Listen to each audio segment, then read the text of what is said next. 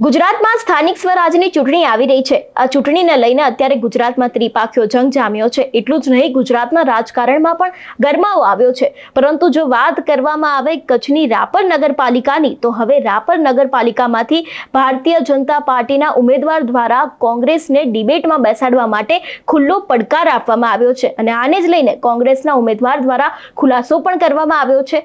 શું છે સમગ્ર વિગતો જોઈશું આ વિડીયોમાં। નમસ્કાર, હું હંસિની અને તમે જોઈ રહ્યા છો નિર્ભય ન્યૂઝ। ગુજરાતમાં 66 નગરપાલિકા, તેની સાથે જ એક મહાનગરપાલિકા એટલે જૂનાગઢની ચૂંટણી આવી રહી છે। આ ચૂંટણી આવતાની સાથે જ ગુજરાતના રાજકારણમાં મોટો ગરમાવો જોવા મળ્યો છે। અત્યારે હાલ ઘણા બધા ભારતીય જનતા પાર્ટીના એવા નેતાઓ છે જે લોકો બળવો કરીને કોંગ્રેસમાં જઈ રહ્યા છે, અથવા તો પછી ભારતીય જનતા પાર્ટીએ તેમની ટિકિટ કાપી છે એટલા માટે થઈને પણ તે લોકો કોંગ્રેસમાં જોડાતા હોય છે। હવે આ બધાની વચ્ચે અત્યાર સુધી જેતપુરની નગરપાલિકા અને પોરબંદરની કુતિયાણા નગરપાલિકા ચર્ચામાં રહી હતી, પરંતુ હવે કચ્છની રાપર નગરપાલિકા પણ ચર્ચામાં આવી છે, કારણ કે હવે અહીંયા ભારતીય જનતા પાર્ટીના ઉમેદવાર તેની સાથે જ કોંગ્રેસના ઉમેદવારો વચ્ચે શાબ્દિક યુદ્ધની શરૂઆત થઈ ગઈ છે અને ભારતીય જનતા પાર્ટીના જે નેતા છે તેમના દ્વારા ખુલ્લો પડકાર કરવામાં આવ્યો છે કોંગ્રેસના નેતાને। સૌથી પહેલા તો ભારતીય જનતા પાર્ટીના નેતાને સાંભળીએ કે તે કોંગ્રેસના નેતાને ખુલ્લો પડકાર આપતા શું કહી રહ્યા છે। કોંગ્રેસના ધારાસભ્ય તરીકે રાપરમાં ચૂંટાઈને રહ્યા અને તમે શું કામ કર્યું છે અને સામે અમે ઉભા રહેશી કે 2 વર્ષમાં ભારતીય જનતા પાર્ટીના ધારાસભ્ય આવ્યા પછી ભારતીય જનતા પાર્ટીની સરકારમાંથી કેટલા કામો કર્યા છે એની ડિબેટ કરવા માટે તમે આખા રાપરની દેનાબેન ચોકમાં વચ્ચે આવો અને તમારા તાકાત હોય તો ડિબેટ કરીને બતાવો અને એક વસ્તુ કઈ બતાવો કે જેના કારણે રાપર શહેરની જનતા તમને મત આપે। મિત્રો, વાતો મીડિયાના માધ્યમથી એની પણ ચેલેન્જ કહું છું અને તમે ચેલેન્જ સ્વીકાર કરો અને એકવાર અમારી સાથે ડિબેટમાં બેસો એવી હું આપને અપીલ કરું છું। વિશેષ અને હવે આને જ લઈને કોંગ્રેસના નેતાનું પણ સૌથી મોટું એક નિવેદન સામે આવ્યું છે। હવે તેમને પણ સાંભળીએ કે તે પડકારનો આ જવાબ આપતા શું કહી રહ્યા છે। જનતા પાર્ટીની જે આગેવાનો છે એ ખાલી બણગા ફૂકી જાય છે, કાંઈ કરતા નથી, સમજી ગઈ છે।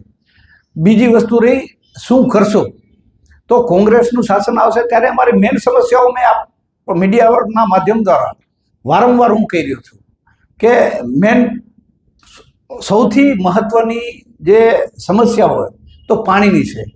એ પાણીની સમસ્યા અમારે હલ કરવી છે। એવી ને એવી સમસ્યાઓ, રખડતા ઢોરોની, એમાં નદીઓની જે સમસ્યા છે એ નંદીવાળો કરી અને એ સમસ્યા હલ કરવી છે। જે ગટરો ઉભરાય છે એ સમસ્યા હલ કરવી છે। જે પ્રાથમિક આરોગ્ય કેન્દ્ર છે એ સમસ્યા હલ કરવી છે। એવી જ રીતે જે કચરાના ઢગલા પડ્યા છે એ સમસ્યા હલ કરવી છે। આવી અનેક સમસ્યાઓ છે ને એ કોંગ્રેસનું શાસન આવશે એટલે અમે 25 યોદ્ધાઓ એક ટીમવર્ક મળી અને એની સમસ્યા હલ કરવાના પૂરા પ્રયત્નો કરીશું। સ્થાનિક સ્વરાજની ચૂંટણીની તારીખો જ્યારથી જાહેર થઈ છે ત્યારથી અંદર પાર્ટીમાં ખૂબ જ ડખા ચાલી રહ્યા છે। કોઈક કોંગ્રેસમાંથી ભાજપમાં જોડાય છે તો કોઈક ભાજપમાંથી કોંગ્રેસમાં જોડાય છે અને આમ આદમી પાર્ટી પણ અત્યારે હાલ પોતાની કમર કસીને બેઠી છે, કારણ કે 16 ફેબ્રુઆરીએ આ સ્થાનિક સ્વરાજની ચૂંટણીનું જે મતદાન થવાનું છે અને 18 ફેબ્રુઆરી આના પરિણામો સામે આવવાના છે। જોકે હવે આગામી સમયમાં જોવાનું રહેશે કે અત્યાર સુધી જે ભારતીય જનતા પાર્ટીએ પડકાર આપ્યા છે તેના પરિણામો કેવા આવે છે। એટલું જ નહીં, કોંગ્રેસ આ વખતે પોતાની બાજી મારી જાય છે કે કેમ તેવા પણ અનેક સવાલો ઉભા થાય છે, કારણ કે અત્યાર સુધી ગુજરાતમાં ગટર હોય, રોડ રસ્તા હોય, પાણી હોય, પીવાના માટેના એવા ઘણી બધી વાતને લઈને અત્યાર સુધી સવાલો ઉભા થયા છે।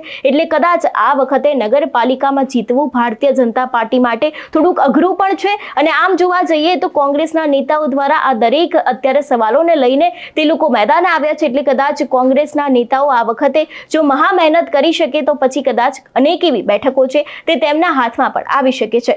તમારું શું માનવું છે આ વિષયને લઈને અમને કમેન્ટ કરીને ચોક્કસથી જણાવજો। તેની સાથે જ અમારી ચેનલ નિર્ભય ન્યૂઝને લાઇક, શેર અને સબસ્ક્રાઇબ કરવાનું ભૂલશો નહીં। નમસ્કાર।